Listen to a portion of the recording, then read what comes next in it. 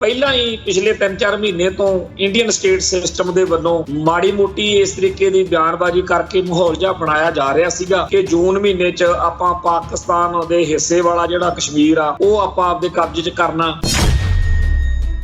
ਇਹੀ ਮੋਦੀ ਸਰਕਾਰ ਲਈ ਜਿਹੜੀਆਂ ਬਿਹਾਰ ਵਾਲੇ ਪਾਸੇ ਚੋਣਾਂ ਨੇ, ਬੰਗਾਲ ਵਾਲੇ ਪਾਸੇ ਇਲੈਕਸ਼ਨਾਂ ਦਾ ਚੱਲਦਾ ਚੱਕਰ, ਉਹਦੇ ਵਿੱਚ ਇਹਨੂੰ ਸਹਾਈ ਹੋਊਗਾ ਕਿ ਦੇਖੋ ਜੀ ਅਸੀਂ ਚੀਕਾਂ ਪਵਾਦੀਆਂ ਫਿਰ ਲਿਲਕੜੀਆਂ ਲੈਂਦੇ ਫਿਰਦੇ ਸੀਗੇ। ਉਹ ਆਪ ਹੀ ਕਹਿੰਦੇ ਹਮਲਾ ਕਰ ਲਿਆ ਤੇ ਆਪ ਹੀ ਪਾਕਿਸਤਾਨ ਦੀਆਂ ਲਿਲਕੜੀਆਂ ਤੇ ਆਪ ਹੀ ਫਿਰ ਲੋਕਾਂ ਨੂੰ ਜਚਾ ਕੇ ਕਿ ਦੇਖੋ ਜੀ ਅਸੀਂ ਕਿੱਡੇ ਜਿਹੜੇ ਹੈਗੇ ਆ ਵੱਡੇ ਰਾਸ਼ਟਰਵਾਦੀ ਆ।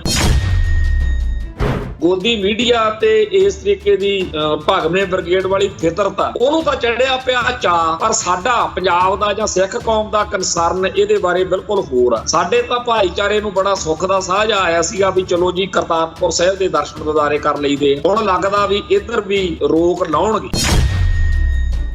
ਆ ਜਿਹੜੇ ਵੀ ਫੈਸਲੇ ਕੱਲ ਹੋਏ ਨੇ ਇਹਨਾਂ ਦਾ ਕਸ਼ਮੀਰ ਨੂੰ ਪਤਾ ਨਹੀਂ ਕੋਈ ਫਰਕ ਪੈਣਾ ਕਿ ਨਹੀਂ ਪੈਣਾ, ਪਰ ਅਸੀਂ ਜਿਸ ਖਿੱਤੇ 'ਚ ਪੰਜਾਬ ਦੇ ਵਿੱਚ ਵੱਸਦੇ ਆ ਇਹਦਾ ਤਾਂ ਪੂਰਾ ਕੁੰਡਾ ਕਰਨ ਵਾਲਾ ਕੰਮ ਕਰ ਲਿਆ। ਪਾਣੀਆਂ ਦੇ ਉੱਤੇ ਸਭ ਤੋਂ ਵੱਡਾ ਤੇ ਪਹਿਲਾ ਹੱਕ ਸਾਡਾ ਹੈ ਤੇ ਅਸੀਂ ਆਪਦੇ ਹਿਸਾਬ ਨਾਲ ਜਿਹਨੂੰ ਪਾਣੀ ਜਿਵੇਂ ਦੇਣਾ ਉਹ ਅਸੀਂ ਦੇਖਾਂਗੇ, ਹੋਰ ਕਿਸੇ ਦਾ ਇਹ 'ਚ ਕੀ ਮਤਲਬ। ਪਰ ਇਹ ਜਿਹੜਾ ਸਿੰਧੂ ਸਮਝੌਤਾ ਰੱਦ ਕੀਤਾ ਗਿਆ ਜਾਂ ਪਹਿਲਾਂ ਜਦੋਂ ਕੀਤਾ ਗਿਆ, ਇਹਦੇ ਵਿੱਚ ਪੰਜਾਬ ਜਿਹੜਾ ਅਸਲ ਵਿੱਚ ਮਾਲਕ ਆ ਇਸ ਪਾਣੀ ਦਾ, ਨਾ ਤਾਂ ਉਦੋਂ ਪੁੱਛਿਆ ਗਿਆ ਤੇ ਹੁਣ ਨਾ ਕੋਈ ਪੁੱਛਿਆ ਗਿਆ। ਤਾਂ ਪੰਜਾਬ ਉਹਦਾ ਪਾਣੀਆਂ ਉੱਤੇ ਹੱਕ ਵਾ ਸਾਡੇ ਕੁਦਰਤੀ ਖਜ਼ਾਨੇ ਉੱਤੇ, ਉਹ ਪੂਰੀ ਤਰ੍ਹਾਂ ਖਤਮ ਹੋ ਰਿਹਾ। ਤੇ ਯਕੀਨਨ ਇਸ ਪਾਣੀ ਨੂੰ ਉਧਰੋਂ ਰੋਕਣ ਤੋਂ ਬਾਅਦ ਉਹ ਕਹਿਣਗੇ ਜੀ ਅਸੀਂ ਰਾਜਸਥਾਨ ਨੂੰ ਦੇਣਾ, ਹਰਿਆਣੇ ਨੂੰ ਦੇਣਾ, ਕਿਉਂਕਿ ਪੰਜਾਬ ਨੂੰ ਤਾਂ ਬੰਜਰ ਬਣਾਉਣਾ ਨਾ। ਸੋ ਹਰ ਤਰੀਕੇ ਨਾਲ ਜਿਹੜੇ ਕੱਲ ਸਮਝੌਤੇ ਕੱਲ ਐਲਾਨ ਕੀਤੇ ਗਏ ਨੇ ਇੰਡੀਅਨ ਸਿਸਟਮ ਵੱਲੋਂ, ਉਹ ਪੰਜਾਬ ਦੇ ਖਿਲਾਫ ਨੇ, ਉਹ ਸਿੱਖਾਂ ਦੇ ਖਿਲਾਫ। ਜਿੰਨਾ ਇੰਡੀਅਨ ਸਿਸਟਮ ਮਜ਼ਬੂਤ ਹੁੰਦਾ ਉਹਨਾਂ ਇੰਡੀਅਨ ਜਿਹੜਾ ਨਿਜ਼ਾਮ ਆ ਮਜ਼ਬੂਤ ਹੋਣ ਤੋਂ ਬਾਅਦ ਭਾਰਤ ਦੀਆਂ ਘੱਟ ਗਿਣਤੀਆਂ ਦੇ ਛੱਤਰ ਖੜਕਾਉਂਦਾ।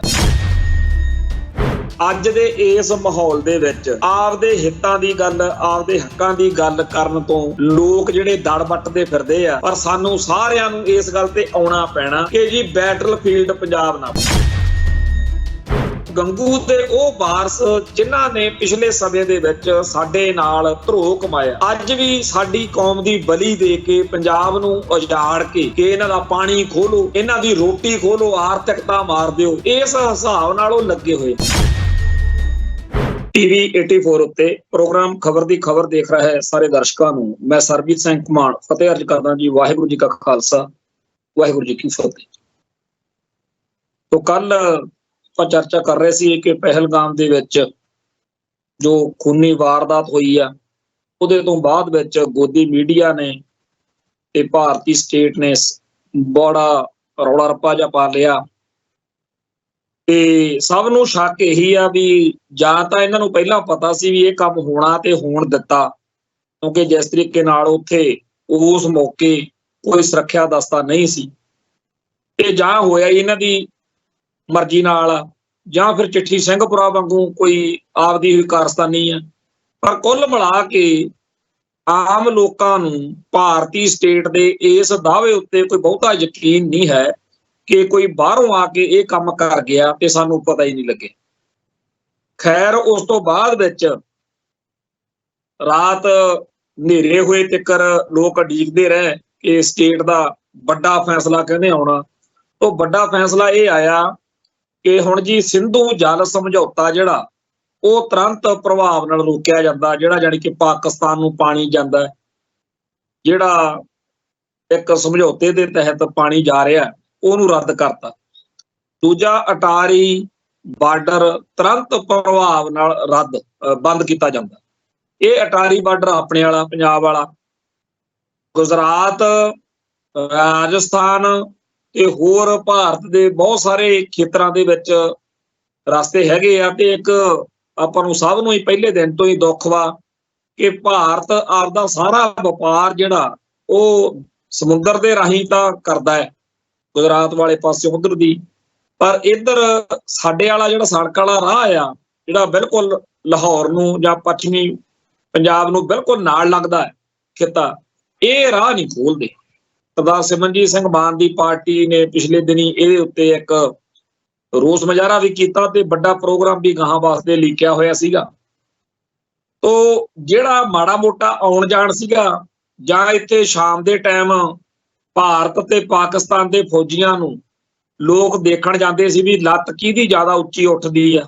ਇੱਕ ਦੂਜੇ ਦੇ ਮੂਹਰੇ ਖੜ ਜਾਂਦੇ ਆ ਤੇ ਵਿਚਾਲਿਓਂ ਲੱਤਾਂ ਇੱਕ ਦੂਜੇ ਨੂੰ ਉੱਚੀਆਂ ਕਰ ਕਰਕੇ ਦਿਖਾਉਂਦੇ ਆ, ਤੇ ਉਹ ਫਿਰ ਜਿਹਦੀ ਲੱਤ ਜ਼ਿਆਦਾ ਉੱਚੀ ਹੁੰਦੀ ਆ ਉਹਦੇ ਪੱਖ ਦੇ ਯਾਨੀ ਕਿ ਲੋਕ ਜਿਹੜੇ ਨੇ ਉਹ ਫਿਰ ਉੱਥੇ ਨਾਰੇ ਨੂਰੇ ਮਾਰਦੇ ਆ, ਤੇ ਮੂੰਹ ਤੇ ਤਿਰੰਗੇ ਜਿਹੇ ਛਪਵਾ ਕੇ ਸਾਰੇ ਭਾਰਤ ਦੇ ਵਿੱਚੋਂ ਲੋਕ ਜਿਹੜੇ ਨੇ ਇਸ ਮੌਕੇ ਰੌਣਕ ਮੇਲਾ ਲਾਉਂਦੇ ਆ।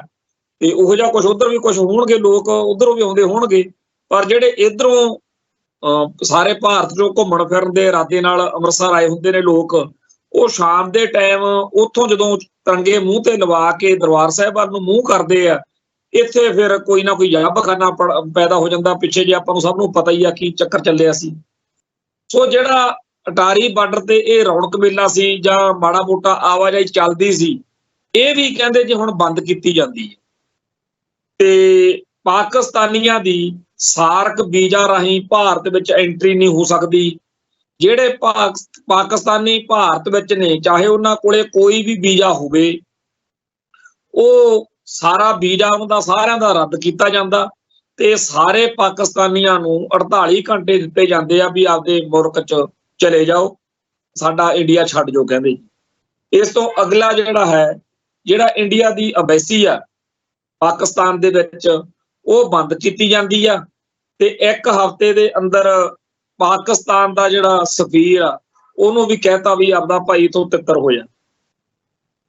ਇਸ ਇੰਡੀਆ ਦੇ ਫੈਸਲਿਆਂ ਦੇ ਉਲਟ ਫਿਰ ਪਾਕਿਸਤਾਨ ਨੇ ਵੀ ਸੱਪ ਕੱਢਣਾ ਸੀ। ਉਹਨਾਂ ਨੇ ਵੀ ਤਾਂ ਆਪਦੇ ਬੰਦਿਆਂ ਨੂੰ ਦਿਖਾਉਣਾ ਨਾ ਵੀ ਅਸੀਂ ਵੀ ਬਹੁਤ ਇਹਨਾਂ ਗੱਲਾਂ ਦੇ ਰਿਐਕਸ਼ਨ ਦੇ ਵਿੱਚ ਕੁਝ ਕਰਨ ਕਰਾਉਣ ਜੋਗੇ ਹੈਗੇ ਆ। ਤਾਂ ਉਹਨਾਂ ਨੇ ਇੱਕ ਤਾਂ ਇਹ ਕਿਹਾ ਵੀ ਜਿਹੜਾ ਇਹ ਹਮਲਾ ਹੋਇਆ, ਨਾ ਤਾਂ ਸਾਡਾ ਇਹਦੇ ਨਾਲ ਕੋਈ ਸੰਬੰਧ ਵਾ। ਜਿਹੜਾ ਪਾਕਿਸਤਾਨ ਦਾ ਰੱਖਿਆ ਮੰਤਰੀ ਆ ਖਵਾਜਾ ਆਸਿਫ, ਉਹਦਾ ਇੱਕ ਬਿਆਨ ਆਇਆ ਵੀ ਸਾਡਾ ਤਾਂ ਜੀ ਇਹਦੇ ਨਾਲ ਕੋਈ ਸੰਬੰਧ ਨਹੀਂ। ਦੂਜਾ ਉਹਨੇ ਕਿਹਾ ਵੀ ਅਸੀਂ ਹੁਣ ਟੈਰੋਰਿਜ਼ਮ ਦੀ, ਅੱਤਵਾਦ ਦੀ ਕੋਈ ਸਪੋਰਟ ਨਹੀਂ ਕਰਦੇ।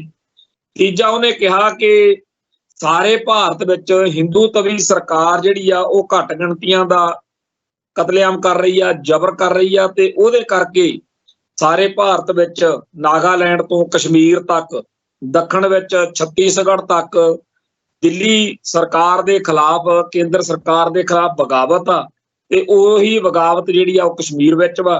ਤੇ ਇਸ ਕਰਕੇ ਇਸ ਤਰੀਕੇ ਦੀਆਂ ਘਟਨਾਵਾਂ ਜਿਹੜੀਆਂ ਨੇ ਉਹ ਇੰਡੀਆ ਦੀਆਂ ਅੰਦਰ ਇੰਟਰਨਲ ਮਾਮਲਾ ਵਾ, ਅੰਦਰੂਨੀ ਮਾਮਲਾ ਵਾ, ਅਸੀਂ ਨਹੀਂ ਇਹਦੇ 'ਚ ਕੋਈ ਦਖਲਅੰਦਾਜ਼ੀ ਕਰਦੇ। ਇਹ ਗੱਲਾਂ ਪਾਕਿਸਤਾਨ ਨੇ ਕਹਿਤੀਆਂ। ਭਾਰਤ ਅਤੇ ਪਾਕਿਸਤਾਨ ਦੇ ਇਸ ਮਾਹੌਲ ਦੇ ਵਿੱਚ ਜਿਹੜਾ ਤਣਾਅ ਆ, ਜਿਹਨੂੰ ਤਣਾਅ ਕਿਹਾ ਜਾਂਦਾ ਹੈ, ਉਹ ਪੂਰਾ ਸਿਖਰ ਤੇ ਹੈ ਜੀ। ਤੇ ਪਹਿਲਾਂ ਹੀ ਪਿਛਲੇ 3-4 ਮਹੀਨੇ ਤੋਂ ਇੰਡੀਅਨ ਸਟੇਟ ਸਿਸਟਮ ਦੇ ਵੱਲੋਂ ਮਾੜੀ ਮੋਟੀ ਇਸ ਤਰੀਕੇ ਦੀ ਬਿਆਨਬਾਜ਼ੀ ਕਰਕੇ ਮਾਹੌਲ ਜਿਹਾ ਬਣਾਇਆ ਜਾ ਰਿਹਾ ਸੀਗਾ ਕਿ ਜੂਨ ਮਹੀਨੇ 'ਚ ਆਪਾਂ ਪਾਕਿਸਤਾਨ ਦੇ ਹਿੱਸੇ ਵਾਲਾ ਜਿਹੜਾ ਕਸ਼ਮੀਰ ਆ ਉਹ ਆਪਾਂ ਆਪਦੇ ਕਬਜ਼ੇ 'ਚ ਕਰਨਾ। ਇਹ ਹੁਣ ਜਿਹੜੀ ਘਟਨਾ ਵਾਪਰੀ ਆ, ਇਹਨੇ ਪੂਰਾ ਮਾਹੌਲ ਜਿਹੜਾ ਉਹ ਸਿਰਜਤਾ। ਅਪ੍ਰੈਲ ਦਾ ਇਹ ਮਹੀਨਾ ਜਿਹੜਾ ਹੈ ਉਹ ਆਖਰੀ ਦਿਨ ਚੱਲਦੇ ਨੇ ਤੇ ਮਈ ਦੇ ਵਿੱਚ ਕਹਿੰਦੇ ਆ ਵੀ ਕਾਫੀ ਜਿਹੜੀਆਂ ਤਿਆਰੀਆਂ ਨੇ ਉਹ ਕਰ ਲੈਣੀਆਂ ਨੇ। ਜਿਹੜੇ ਮੀਡੀਆ ਵਾਲੇ ਨੇ, ਗੋਦੀ ਮੀਡੀਆ ਵਾਲੇ, ਮਾਫ ਕਰਨਾ ਮੈਂ ਮੀਡੀਆ ਕਹਿ ਬੈਠਿਆ, ਮੇਰੀ ਬਹੁਤ ਵੱਡੀ ਭੁੱਲ ਆ। ਇੱਥੇ ਸਾਡੇ ਦਾ ਗੋਦੀ ਮੀਡੀਆ ਜਿਹੜਾ ਭਾਰਤ ਦੀ ਹਕੂਮਤ ਦੀ ਜਾਂ ਬਾਹਮਣਵਾਦ ਦੀ ਬੋਲੀ ਬੋਲਦਾ, ਉਹਨਾਂ ਨੇ ਤਾਂ ਕੱਲ ਤਾਂ ਇਉਂ ਲੱਗਣ ਲਾਇਆ ਹੋਇਆ ਵਾ ਵੀ ਲੜਾਈ ਸ਼ੁਰੂ ਹੋ ਚੁੱਕੀ ਆ ਤੇ ਬਸ ਜੀ ਜਿਹੜੀ ਭਾਰਤ ਦੀ ਫੌਜ ਆ ਉਹ ਅੱਗੇ ਵੱਧ ਰਹੀ ਆ ਤੇ ਪਾਕਿਸਤਾਨ ਵਾਲੇ ਜਿਹੜੇ ਨੇ ਉਹਨਾਂ ਦੇ ਪੱਲੇ ਕੁਛ ਨਹੀਂ ਰਿਹਾ ਤੇ ਮਾਫੀਆਂ ਮੰਗਦੇ ਫਿਰਦੇ ਆ, ਬਸ ਚੀਕਾਂ ਪੈਂਦੀਆਂ ਨੇ। ਦੇਖੋ ਜੀ ਫਲਾਨਾ ਲੀਡਰ ਕਹਿੰਦਾ ਹਾਏ ਸਾਡਾ ਪਾਣੀ, ਅਸੀਂ ਪਾਣੀ ਬਗੈਰ ਮਰ ਗਏ। ਮਤਲਬ ਪਾਕਿਸਤਾਨ ਨੂੰ ਉਹ ਇਉਂ ਦਿਖਾ ਰਹੇ ਨੇ ਜਿਵੇਂ ਜਿਹੜੀਆਂ ਹਿੰਦੀ ਫਿਲਮਾਂ ਦੇ ਵਿੱਚ ਜਿਹੜਾ ਖਲਨਾਇਕ ਹੁੰਦਾ ਉਹ ਨਾਇਕ ਦੇ ਮੂਹਰੇ ਜਿਵੇਂ ਲਿਰਕੜੀਆਂ ਲੈ ਰਿਹਾ ਹੋਵੇ ਕਿ ਮੈਨੂੰ ਬਖਸ਼ ਦੇ, ਮੇਰੇ ਤੋਂ ਬਹੁਤ ਵੱਡੀ ਗਲਤੀ ਹੋ ਗਈ। ਤੇ ਦੂਜੇ ਪਾਸੇ ਜਿਹੜਾ ਪਾਕਿਸਤਾਨ ਦਾ ਉਧਰੋਂ ਰਿਐਕਸ਼ਨ ਜਿੰਨਾ ਕੁ ਇੱਥੇ ਭਾਰਤ ਵਿੱਚ ਸਾਡੇ ਕੋਲ ਪਹੁੰਚ ਰਿਹਾ, ਉਹਦੇ ਹਿਸਾਬ ਨਾਲ ਜਦ ਦੇਖਿਆ ਜਾਵੇ ਤਾਂ ਪਾਕਿਸਤਾਨੀ ਸਟੇਟ ਦਾ ਜੰਗ ਦੇ ਬਾਰੇ ਕੋਈ ਲੜਾਈ ਦੇ ਬਾਰੇ ਕੋਈ ਇਹ ਨਹੀਂ ਹੈਗਾ ਕਿ ਉਹ ਲੜਾਈ ਲਈ ਤਿਆਰ ਨੇ ਵੀ ਆਓ ਜੀ ਆਪਾਂ ਲੜਦੇ ਆ। ਉਲਟਾ ਉਹ ਬਚਾਅ ਜਾ ਕਰਦੇ ਦਿਖਦੇ ਨੇ। ਤੇ ਇਹੀ ਮੋਦੀ ਸਰਕਾਰ ਲਈ ਜਿਹੜੀਆਂ ਬਿਹਾਰ ਵਾਲੇ ਪਾਸੇ ਚੋਣਾਂ ਨੇ, ਬੰਗਾਲ ਵਾਲੇ ਪਾਸੇ ਇਲੈਕਸ਼ਨਾਂ ਦਾ ਚੱਲਦਾ ਚੱਕਰ, ਉਹਦੇ ਵਿੱਚ ਇਹਨੂੰ ਸਹਾਈ ਹੋਊਗਾ ਕਿ ਦੇਖੋ ਜੀ ਅਸੀਂ ਚੀਕਾਂ ਪਵਾਤੀਆਂ, ਫਿਰ ਲਿਲਕੜੀਆਂ ਲੈਂਦੇ ਫਿਰਦੇ ਸੀਗੇ, ਤੋਂ ਆਪ ਹੀ ਕਹਿੰਦੇ ਹਮਲਾ ਕਰ ਲਿਆ ਤੇ ਆਪ ਹੀ ਪਾਕਿਸਤਾਨ ਦੀਆਂ ਲਿਲਕੜੀਆਂ ਤੇ ਆਪ ਹੀ ਫਿਰ ਲੋਕਾਂ ਨੂੰ ਜਚਾ ਕੇ ਦੇਖੋ ਜੀ ਅਸੀਂ ਕਿੱਡੇ ਜਿਹੜੇ ਹੈਗੇ ਆ ਵੱਡੇ ਰਾਸ਼ਟਰਵਾਦੀ ਆ, ਤੇ ਅਸੀਂ ਭਾਰਤ ਦੀ ਜਿਹੜੀ ਆ ਨੱਕ ਆ ਉਹ ਬੜੀ ਉੱਚੀ ਕਰਤੀ ਆ, ਧੌਣ ਚ ਕੀਲਾ ਪੂਰਾ ਫਸਾਤਾ, ਤੇ ਹੁਣ ਦੇਖੋ ਸਾਰੇ ਸੰਸਾਰ ਦੇ ਵਿੱਚ ਆਪਣੀ ਤੂਤੀ ਬੋਲਦੀ ਆ ਤੇ ਸਾਨੂੰ ਵੋਟਾਂ ਪਾਓ। ਤੋਂ ਇੱਕ ਤਾਂ ਇਹ ਲੋਕਾਂ ਦੇ ਵਿੱਚ ਗੱਲ ਚੱਲ ਰਹੀ ਆ। ਪਰ ਜਿਹੜਾ ਗੋਦੀ ਮੀਡੀਆ ਉਹਨੇ ਤਾਂ ਇਉਂ ਲੱਗਣ ਲਾਤਾ ਵੀ ਜੰਗ ਜਿਹੜੀ ਆ ਉਹ ਲਾਜ਼ਮੀ ਹੋਣੀ ਚਾਹੀਦੀ ਹੈ ਜੀ। ਤਰੀਕਾਂ ਤੱਕ ਦੇ ਰਹੇ ਨੇ ਕਿ ਮਈ ਦੇ ਵਿੱਚ ਕੰਮ ਜਿਹੜਾ ਹੈਗਾ ਉਹ ਪੂਰਾ ਸਿਰੇ ਲਾ ਦੇਣਾ, ਬਈ ਆਪਾਂ ਲੜਾਈ ਜਿਹੜੀ ਆ ਉਹ ਲਾਜ਼ਮੀ ਲੜਨੀ ਆ। ਤੇ ਬਹੁਤ ਹਾਸੋਹੀਣੀਆਂ ਜੀਆਂ ਗੱਲਾਂ ਜਿਹੜੀਆਂ ਨੇ ਉਹ ਸਾਹਮਣੇ ਆ ਰਹੀਆਂ ਨੇ, ਜਿਨ੍ਹਾਂ ਨੂੰ ਜੇ ਕਰੀਏ ਤਾਂ ਆਪਦੇ ਆਪ ਤੇ ਸ਼ਰਮ ਆਉਂਦੀ ਆ ਵੀ ਕੀ ਇਹਨਾਂ ਗੱਲਾਂ ਚੋਂ ਕੱਢਣਾ ਤੇ ਕੀ ਇਹਨਾਂ 'ਚ ਪੈਣਾ। ਪਰ ਚਲੋ ਗੱਲ ਹੁਣ ਇਹ ਹੈ ਵੀ ਭਾਰਤ ਵਿੱਚ ਬੜੀਆਂ ਤਰ੍ਹਾਂ ਦੀਆਂ ਸੈਨਾਵਾਂ ਨੇ, ਕਰਨੀ ਸੈਨਾ, ਨਰੈਣੀ ਸੈਨਾ, ਪਰਸ਼ੂਰਾਮ ਸੈਨਾ, ਸ਼ਿਵ ਸੈਨਾ, ਸੰਘੀ ਸੈਨਾ, ਭੀਮ ਸੈਨਾ। ਹੋ ਸਕਦਾ ਪਹਿਲੋਂ ਇਹ ਜਿਹੜੀਆਂ ਸੈਨਾਵਾਂ ਨੇ ਇਹ ਭੇਜਣ ਅਗਲੇ, ਤੇ ਬਾਅਦ ਵਿੱਚ ਜਦੋਂ ਮਤਲਬ ਲੜਾਈ ਜਿਹੜੀ ਹੈਗੀ ਆ, ਮੈਨੂੰ ਲੱਗਦਾ ਭਾਰਤ ਦੀ ਜਿਹੜੀ ਫੌਜ ਆ ਟੈਂਕਾਂ ਤੋਪਾਂ ਵਾਲੀ ਜਿਹੜੀ ਇਹਨਾਂ ਦੀ ਡਿਸਿਪਲਿਨਡ ਆਰਮੀ ਆ, ਉਹਨੂੰ ਤਾਂ ਸ਼ਾਇਦ ਕੋਈ ਬਹੁਤਾ ਕਰਨਾ ਨਾ ਪਵੇ। ਇਹ ਸ਼ਿਵ ਸੈਨਾ ਟਾਈਪ ਜਿਹੜੀਆਂ ਸੈਨਾਵਾਂ ਨੇ, ਜਿਹੜੀਆਂ ਆਏ ਦਿਨ ਇੱਥੇ ਭਾਰਤ ਦੀਆਂ ਸੜਕਾਂ ਦੇ ਉੱਤੇ ਹਿੰਦੂਇਜ਼ਮ ਦੇ ਝੰਡੇ ਚੱਕ ਕੇ ਬਾਕੀ ਧਰਮਾਂ ਨੂੰ ਡਰਾਉਣ ਧਮਕਾਉਣ 'ਚ ਲੱਗੀਆਂ ਰਹਿੰਦੀਆਂ ਰਹੀਆਂ, ਜਿਹੜੇ ਕਹਿੰਦੇ ਆ ਵੀ ਅਸੀਂ ਫੱਟੇ ਚੱਕ ਦਿਆਂਗੇ, ਤੇ ਉਹ ਸ਼ਾਇਦ ਪਹਿਲਾਂ ਉਹ ਜਾਣਗੇ। ਤੇ ਜਿਹੜੇ ਗੋਦੀ ਮੀਡੀਆ ਵਾਲੇ ਐਂਕਰ ਨੇ, ਜਿਨ੍ਹਾਂ ਨੇ ਰਾਤ ਲੜਾਈ ਜਿਹੜੀ ਕਿ ਲਵਾ ਕੇ ਫੇਰ ਸੁੱਤੇ ਨੇ, ਉਹ ਵੀ ਰਾਤ ਜਾਣੀ ਕਿ ਜਦੋਂ 12-1 ਵੱਜ ਗਿਆ ਵੀ ਬਸ ਹੁਣ ਤਾਂ ਜੀ ਥੱਕ ਗਏ, ਅਸੀਂ ਤਾਂ ਬਹੁਤ ਬੰਦੇ ਮਾਰ ਲਏ। ਤੋ ਜਿਹੜੀ ਗੋਦੀ ਮੀਡੀਆ ਤੇ ਇਸ ਤਰੀਕੇ ਦੀ ਭਗਵੇਂ ਬ੍ਰਿਗੇਡ ਵਾਲੀ ਫਿਤਰਤ ਆ, ਉਹਨੂੰ ਤਾਂ ਚੜਿਆ ਪਿਆ ਚਾਅ, ਪਰ ਸਾਡਾ ਪੰਜਾਬ ਦਾ ਜਾਂ ਸਿੱਖ ਕੌਮ ਦਾ ਕੰਸਰਨ ਇਹਦੇ ਬਾਰੇ ਬਿਲਕੁਲ ਹੋਰ ਆ। ਸਾਡੇ ਤਾਂ ਭਾਈਚਾਰੇ ਨੂੰ ਬੜਾ ਸੁੱਖ ਦਾ ਸਾਂਝ ਆਇਆ ਸੀਗਾ ਵੀ ਚਲੋ ਜੀ ਕਰਤਾਰਪੁਰ ਸਾਹਿਬ ਦੇ ਦਰਸ਼ਨ ਦਿਦਾਰੇ ਕਰ ਲਈਦੇ ਆ, ਹੁਣ ਲੱਗਦਾ ਵੀ ਇੱਧਰ ਵੀ ਰੋਕ ਲਾਉਣਗੇ। ਉਹ ਜਿਹੜਾ ਇਹ ਸਾਰਾ ਮਸਲੇ ਦੇ ਵਿੱਚ ਸਿੰਧੂ ਜਲ ਸਮਝੌਤਾ ਰੱਦ ਕੀਤਾ ਗਿਆ, ਉਹਦੇ ਬਾਰੇ ਵੀ ਜੇਕਰ ਵਿਦਵਾਨਾਂ ਦੇ ਹਿਸਾਬ ਨਾਲ ਸੋਚੀਏ, ਜਿਹੜੇ ਮਾਹਿਰ ਨੇ, ਇੱਕ ਤਾਂ ਉਹ ਵਿਦਵਾਨ ਨੇ ਨਾ ਜਿਨ੍ਹਾਂ ਦਾ ਰਾਸ਼ਟਰਵਾਦੀ ਬੁਖਾਰ ਚੜਿਆ ਹੋਇਆ, ਪੱਗਾਂ ਬੰਨੀਆਂ ਹੋਈਆਂ ਨੇ, ਦਾੜੀਆਂ ਨੂੰ ਮੁੱਛਾਂ ਨੂੰ ਲਾ ਕੇ ਫੈਕਸੋ ਟੀਵੀ ਤੇ ਬਹਿ ਜਾਂਦੇ ਆ, ਨਾ ਸੋਚਣਾ ਨਾ ਕਰਨਾ, ਬਸ ਭਾਰਤ ਮਾਤਾ ਕੀ ਜੈ। ਤੋ ਉਹਨਾਂ ਨੂੰ ਤਾਂ ਕੋਈ ਇਸ ਗੱਲ ਦੀ ਸਮਝ ਨਾ ਹੈ ਤੇ ਨਾ ਕਦੇ ਹੋ ਸਕਦੀ ਆ ਕਿ ਇਹ ਜਿਹੜਾ ਸਮਝੌਤਾ ਇਹਦਾ ਪੰਜਾਬ ਦੀ ਆਰਥਿਕਤਾ ਨੂੰ ਕਿੰਨਾ ਨੁਕਸਾਨ ਆ। ਜਿਹੜੇ ਵੀ ਫੈਸਲੇ ਕੱਲ ਹੋਏ ਨੇ, ਇਹਨਾਂ ਦਾ ਕਸ਼ਮੀਰ ਨੂੰ ਪਤਾ ਨਹੀਂ ਕੋਈ ਫਰਕ ਪੈਣਾ ਕਿ ਨਹੀਂ ਪੈਣਾ, ਪਰ ਅਸੀਂ ਜਿਸ ਖਿੱਤੇ 'ਚ ਪੰਜਾਬ ਦੇ ਵਿੱਚ ਵੱਸਦੇ ਆ, ਇਹਦਾ ਤਾਂ ਪੂਰਾ ਕੂੰਡਾ ਕਰਨ ਵਾਲਾ ਕੰਮ ਕਰ ਲਿਆ। ਅਸੀਂ ਤਾਂ ਪਹਿਲਾਂ ਹੀ ਆਰਥਿਕ ਪੱਖੋਂ ਬਹੁਤ ਬੁਰੀ ਤਰ੍ਹਾਂ ਘਿਰੇ ਹੋਏ ਲੋਕ ਆ। ਸਾਡੇ ਤਾਂ ਲੋਕ ਸੰਘਰਸ਼ ਕਰ ਰਹੇ ਨੇ ਕਿ ਸਾਡੇ ਜਿਣਸਾਂ ਦੇ ਸਹੀ ਰੇਟ ਨਹੀਂ ਮਿਲ ਰਹੇ ਜਾਂ ਹੋਰ ਆ। ਤੇ ਆਹ ਜਿਹੜੇ ਫੈਸਲੇ ਹੁਣ ਹੋਏ ਨੇ, ਇੱਕ ਤਾਂ ਸਾਡੀ ਪਾਣੀਆਂ ਦੀ ਲੜਾਈ ਆ, ਜਿਹਦੇ ਚੋਂ ਐਡਾ ਵੱਡਾ ਸੰਘਰਸ਼ ਜਿਹੜਾ ਕਪੂਰੀ ਨਹਿਰ ਦੇ ਮੋਰਚੇ ਤੋਂ ਦਰਬਾਰ ਸਾਹਿਬ ਦੇ ਉੱਤੇ ਹਮਲਾ, ਫਿਰ ਖਾਲਿਸਤਾਨ ਦਾ ਸੰਘਰਸ਼ ਤੇ ਸਾਰਾ ਕੁਝ ਆਪਣੇ ਸਾਹਮਣੇ। ਤੇ ਜਿਹੜਾ ਇਸ ਕਪੂਰੀ ਨਹਿਰ ਵਾਲੇ ਜਾਂ SYN ਵਾਲੇ ਮੁੱਦੇ 'ਚ ਸਾਡਾ ਮੇਨ ਨੁਕਤਾ ਰਿਹਾ, ਉਹ ਹੈਗਾ ਕਿ ਪਾਣੀਆਂ ਦੇ ਉੱਤੇ ਸਭ ਤੋਂ ਵੱਡਾ ਤੇ ਪਹਿਲਾ ਹੱਕ ਸਾਡਾ ਹੈ, ਤੇ ਅਸੀਂ ਆਪਦੇ ਹਿਸਾਬ ਨਾਲ ਜਿਹਨੂੰ ਪਾਣੀ ਜਿਵੇਂ ਦੇਣਾ ਉਹ ਅਸੀਂ ਦੇਖਾਂਗੇ, ਹੋਰ ਕਿਸੇ ਦਾ ਇਹ 'ਚ ਕੀ ਮਤਲਬ। ਪਰ ਇਹ ਜਿਹੜਾ ਸਿੰਧੂ ਸਮਝੌਤਾ ਰੱਦ ਕੀਤਾ ਗਿਆ ਜਾਂ ਪਹਿਲਾਂ ਜਦੋਂ ਕੀਤਾ ਗਿਆ, ਇਹਦੇ ਵਿੱਚ ਪੰਜਾਬ ਜਿਹੜਾ ਅਸਲ ਵਿੱਚ ਮਾਲਕ ਆ ਇਸ ਪਾਣੀ ਦਾ, ਨਾ ਤਾਂ ਉਦੋਂ ਪੁੱਛਿਆ ਗਿਆ ਤੇ ਹੁਣ ਨਾ ਕੋਈ ਪੁੱਛਿਆ ਗਿਆ। ਤਾਂ ਪੰਜਾਬ ਉਹਦਾ ਜਿਹੜਾ ਪਾਣੀਆਂ ਉੱਤੇ ਹੱਕ ਵਾ, ਸਾਡੇ ਕੁਦਰਤੀ ਖਜ਼ਾਨੇ ਉੱਤੇ, ਉਹ ਪੂਰੀ ਤਰ੍ਹਾਂ ਖਤਮ ਹੋ ਰਿਹਾ। ਤੇ ਯਕੀਨਨ ਇਸ ਪਾਣੀ ਨੂੰ ਉਧਰੋਂ ਰੋਕਣ ਤੋਂ ਬਾਅਦ ਉਹ ਕਹਿਣਗੇ ਜੀ ਅਸੀਂ ਰਾਜਸਥਾਨ ਨੂੰ ਦੇਣਾ, ਹਰਿਆਣੇ ਨੂੰ ਦੇਣਾ, ਕਿਉਂਕਿ ਪੰਜਾਬ ਨੂੰ ਤਾਂ ਬੰਜਰ ਬਣਾਉਣਾ ਨਾ। ਸੋ ਪੰਜਾਬ ਦੇ ਦਰਿਆਈ ਪਾਣੀ ਖੋਹਣ ਦਾ ਜਿਹੜਾ ਪ੍ਰੋਜੈਕਟ ਪਹਿਲਾਂ ਚੱਲ ਰਿਹਾ, ਉਹਦੇ ਵਿੱਚ ਆ ਜਿਹੜਾ ਸਿੰਧੂ ਜਲ ਸਮਝੌਤਾ ਰੱਦ ਕੀਤਾ ਗਿਆ, ਇਹਦੇ ਵਿੱਚ ਹੋਰ ਜ਼ਿਆਦਾ ਸੱਟ ਸਾਡੇ ਪੰਜਾਬ ਨੂੰ ਪਾਣੀਆਂ ਦੇ ਮਸਲੇ ਤੇ ਵੱਜਣੀ ਹੈ। ਦੂਸਰਾ ਜਿਹੜਾ ਆਰਥਿਕ ਨੁਕਸਾਨ ਹੈ ਕਿ ਇੱਧਰ ਜਿਹੜਾ ਮਾੜਾ ਮੋਟਾ ਵਪਾਰ ਚੱਲਦਾ ਸੀ, ਜਾਂ ਚਲੋ ਟੈਕਸੀਆਂ ਵਾਲੇ ਸਾਰੇ ਭਾਰਤ ਦੇ ਵਿੱਚੋਂ ਲਾਰੇ ਲਾਰੀਆਂ ਇੱਥੇ ਆਏ ਹੁੰਦੇ ਸੀ ਅੰਮ੍ਰਿਤਸਰ, ਇਹਨਾਂ ਨੂੰ ਗੱਡੀਆਂ 'ਚ ਬਿਠਾ ਕੇ ਉੱਥੇ ਗੇੜਾ ਕਢਾ ਲਿਆਉਂਦੇ ਸੀ, 4 ਪੈਸੇ ਬਣ ਜਾਂਦੇ ਸੀ ਗਰੀਬ ਬੰਦਿਆਂ ਦੇ। ਇਹ ਸਾਰਾ ਕੰਮਕਾਰ ਵੀ ਹੁਣ ਖਤਮ ਹੋ ਜਾਣਾ। ਤੇ ਜਿਹੜਾ ਇਥੋਂ ਸਸਤੇ ਭਾਅ ਦੇ ਉੱਤੇ ਚੀਜ਼ ਉਧਰ ਸਸਤੀ ਜਾ ਸਕਦੀ ਆ ਤੇ ਥੋੜੇ ਬਹੁਤੇ 4 ਪੈਸੇ ਉਧਰ ਵੀ ਬਚ ਸਕਦੇ ਆ, ਸਾਨੂੰ ਵੀ 4 ਪੈਸੇ ਵਧੀਆ ਬਣ ਸਕਦੇ ਆ। ਇਹ ਕੰਮ ਬੰਦ ਕਰਕੇ ਸਾਰੇ ਭਾਰਤ ਵਿੱਚੋਂ ਮਾਲ ਚੱਕ ਕੇ ਜਿਹੜੀਆਂ ਗੁਜਰਾਤ ਵਾਲੇ ਪਾਸੇ ਦੀਆਂ ਹੋਰਨਾਂ ਪਾਸੇ ਦੇ ਜਿਹੜੇ ਰਾਹ ਨੇ ਵਪਾਰ, ਕਿਉਂਕਿ ਵਪਾਰ ਕੱਲਾ ਇੱਥੋਂ ਦੀ ਮਾੜਾ ਲੱਗਦਾ ਜਿਹੜਾ ਸਾਡੇ ਬਾਘੇ ਵਾਲੇ ਬਾਰਡਰ ਤੋਂ ਦੀ ਚੱਲਦਾ। ਸੋ ਹਰ ਤਰੀਕੇ ਨਾਲ ਜਿਹੜੇ ਕੱਲ ਸਮਝੌਤੇ ਕੱਲ ਐਲਾਨ ਕੀਤੇ ਗਏ ਨੇ ਇੰਡੀਅਨ ਸਿਸਟਮ ਵੱਲੋਂ, ਉਹ ਪੰਜਾਬ ਦੇ ਖਿਲਾਫ ਨੇ, ਉਹ ਸਿੱਖਾਂ ਦੇ ਖਿਲਾਫ। ਤੇ ਸਾਡੇ ਬਹੁਤੇ ਜਿਹੜੇ ਇੱਥੇ ਟੀਵੀ ਚੈਨਲਾਂ ਦੇ ਉੱਤੇ ਜਾਂਦੇ ਆ, ਉਹ ਇਹ ਕਹਿਣ ਦੀ ਹਿੰਮਤ ਹੀ ਨਹੀਂ ਕਰ ਸਕਦੇ, ਕਿਉਂਕਿ ਅਸੀਂ ਦੇਖ ਰਹੇ ਹਾਂ ਕਿ ਕਸ਼ਮੀਰ ਦੇ ਲੋਕ ਤਾਂ ਆਪ ਕਹਿਣ ਲੱਗੇ ਪਏ ਨੇ ਬਈ ਜੀ ਇਹ ਬਹੁਤ ਜਿਹੜਾ ਹੈਗਾ, ਅਸੀਂ ਤਾਂ ਆਪ ਇੰਡੀਅਨ ਆ, ਅਸੀਂ ਤਾਂ ਇੰਡੀਆ ਸਾਰੇ ਜਹਾਂ ਸੇ ਅੱਛਾ। ਤੋ ਇਸ ਤਰੀਕੇ ਦੀਆਂ ਬਾਤਾਂ ਜਿਹੜੀਆਂ ਨੇ ਚੱਲ ਰਹੀਆਂ, ਉਹ ਇਹੀ ਇੱਕ ਚਾਲ ਸਾਡੇ ਗਲ ਪਾਈ ਜਾ ਰਹੀ ਹੈ ਕਿ ਜੇਕਰ ਕੋਈ ਸਿੱਖ ਇਹ ਕਵੇ ਕਿ ਜੀ ਤੁਸੀਂ ਲੜਨਾ ਲੜੋ, ਤੁਸੀਂ ਪਰਮਾਣੂ ਬੰਬ ਚਲਾਉਣੇ ਆ ਚਲਾਓ, ਪਰ ਸਾਡੀ ਧਰਤੀ ਨੂੰ ਬਖਸ਼ੋ, ਸਾਡਾ ਖਿਆਲ ਰੱਖੋ, ਸਾਡੀ ਜਿਹੜੀ ਆਬਾਦੀ ਆ, ਤੇ ਜੇਕਰ ਇੱਥੇ ਲੜਾਈ ਹੋਵੇ ਜਾਂ ਇੱਥੇ ਬੰਬ ਚੱਲਣ ਤੇ ਸਾਨੂੰ ਕੋਈ ਇਹੋ ਜਿਹਾ ਬਾਹਲਾ ਬੁਖਾਰ ਨਹੀਂ ਚੜਿਆ ਹੋਇਆ, ਅਸੀਂ ਬਥੇਰਾ ਗੰਗਾ ਨਹਾ ਲਈ।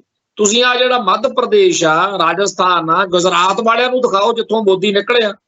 ਉਹ ਜਿਹੜਾ ਸੈਂਟਰਲ ਇੰਡੀਆ, ਜਿੱਥੇ ਗੰਗਾ ਜਮਨਾ ਵਾਲੀ ਤਹਿਜ਼ੀਬ, ਜਿੱਥੇ ਬ੍ਰਾਹਮਣਵਾਦ ਦੇ ਝੰਡੇ ਝੂਲਦੇ ਨੇ, ਜਿੱਥੇ ਆਏ ਦਿਨ ਭਾਰਤ ਦੇ ਮੂਲ ਵਾਸੀ ਦਲਿਤਾਂ ਦੇ ਛਿੱਤਰ ਖੜਕਦਾ, ਉਸ ਖਿੱਤੇ 'ਚ ਜਿੱਥੇ ਬ੍ਰਾਹਮਣਵਾਦ ਦੀ ਪੂਰੀ ਤੂਤੀ ਬੋਲਦੀ ਹੈ, ਉਸ ਖਿੱਤੇ ਵਿੱਚ ਲੜੋ ਜੀ। ਪਾਕਿਸਤਾਨ ਵਾਲੇ ਉੱਥੇ ਬੰਬ ਸਿੱਟਣ, ਤੁਸੀਂ ਉੱਥੇ ਸਿੱਟੋ, ਤੁਸੀਂ ਉਹਨਾਂ ਨੂੰ ਮਾਰੋ, ਤੁਹਾਨੂੰ ਮਾਰਨ, ਸਾਨੂੰ ਪੰਜਾਬ ਨੂੰ ਬਖਸ਼ੋ। ਜੇਕਰ ਕੋਈ ਇਸ ਤਰੀਕੇ ਦੀ ਸੱਚੀ ਸੁੱਚੀ ਗੱਲ, ਕਈ ਲੋਕ ਕਹਿਣਗੇ ਜੀ ਇਹ ਕੀ ਗੱਲ ਹੋਈ ਭਾਈ, ਆਪਦੀ ਧਰਤੀ ਦਾ, ਆਪਦੇ ਲੋਕਾਂ ਦਾ, ਆਪਦੇ ਹਿੱਤਾਂ ਦਾ ਫਿਕਰ ਕਰਨਾ, ਆਪਦੇ ਹਿੱਤਾਂ ਦੀ ਚਿੰਤਾ ਕਰਨੀ, ਇਹ ਇੱਕ ਚੰਗੀ ਗੱਲ ਹੁੰਦੀ ਹੈ, ਮਾੜੀ ਗੱਲ ਕਿਵੇਂ ਹੁੰਦੀ ਹੈ? ਅਸੀਂ ਕੀ ਲੈਣਾ ਜੀ ਬਈ ਇੰਡੀਆ ਜਿਹੜਾ ਹੈਗਾ ਉਹ ਜਿੱਤ ਗਿਆ। ਜਦੋਂ ਉਹ 1971, 61, 65 ਦੀਆਂ ਲੜਾਈਆਂ ਲੜੂਈਆਂ 'ਚ ਜਿੱਤਿਆ, ਸਾਨੂੰ ਕੀ ਮਿਲਿਆ? ਸਾਨੂੰ ਮਿਲਿਆ ਸਾਡੇ ਦਰਬਾਰ ਸਾਹਿਬ ਦੇ ਉੱਤੇ ਉਹ ਟੈਂਕਾਂ ਤੋਪਾਂ ਨਾਲ ਹਮਲਾ। ਜਿੰਨਾ ਇੰਡੀਅਨ ਸਿਸਟਮ ਮਜ਼ਬੂਤ ਹੁੰਦਾ, ਉਹਨਾਂ ਇੰਡੀਅਨ ਜਿਹੜਾ ਨਿਜ਼ਾਮ ਆ ਮਜ਼ਬੂਤ ਹੋਣ ਤੋਂ ਬਾਅਦ ਭਾਰਤ ਦੀਆਂ ਘੱਟ ਗਿਣਤੀਆਂ ਦੇ ਛੱਤਰ ਖੜਕਾਉਂਦਾ। ਤੇ ਜੇਕਰ ਇੰਡੀਅਨ ਸਿਸਟਮ ਜਿਹੜਾ ਹੈ ਉਹ ਮਜ਼ਬੂਤ ਹੋਣ ਤੋਂ ਬਾਅਦ ਭਾਰਤ ਦੀਆਂ ਘੱਟ ਗਿਣਤੀਆਂ ਦਾ ਵੈਰੀ ਬਣ ਕੇ ਖਾਸ ਤੌਰ ਤੇ ਸਾਡੇ ਗੁਰਧਾਮਾਂ ਦੇ ਉੱਤੇ ਅੱਖ ਰੱਖਦਾ, ਤਾਂ ਅਸੀਂ ਲੈਣਾ ਕੀ ਹੈ ਜੀ ਇਹਨਾਂ ਦੇ ਰੌਲਿਆਂ ਤੋਂ?